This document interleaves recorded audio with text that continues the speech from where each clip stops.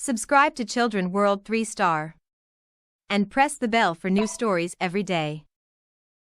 एक छोटे से गांव में एक प्यारी सी बच्ची रहती थी जिसका नाम आलिया था। आलिया को जानवरों से बहुत मोहब्बत थी।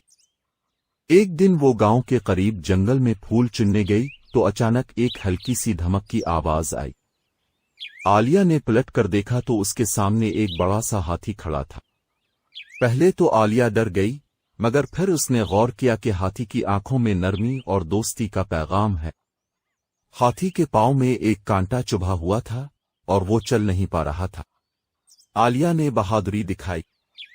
उसने धीरे धीरे आगे बढ़कर हाथी के पांव से कांटा निकाल दिया। हाथी ने खुश होकर अपनी सूंड से आलिया को आहिस्ता से अलिफाटे लिया और प्यार से जमीन पर रखा। फिर वो खुशी से अपनी सूंड हिलाकर जंगल की तरफ चल पड़ा। अगले दिन आलिया को एक अनोखा सरप्राइज मिला। सुबह के वक्त हाथी गांव आया, अपनी सूंड में ताजा फल और मीठे आम लेकर। इस दिन से आलिया और हाथी की दोस्ती शुरू हो गई। वो अक्सर जंगल में एक साथ खेलते, दरख्तों के साए में आराम करते और नदी का पानी पीते। एक दिन गांव में मेला लगा। हाथी ने आलिया को अपनी पीठ पर बिठाकर मेले तक पहुंचाया।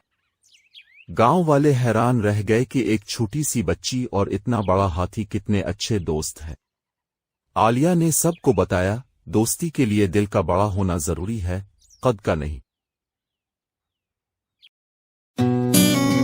Subscribe to Children World 3 Star. And press the bell for new stories every day.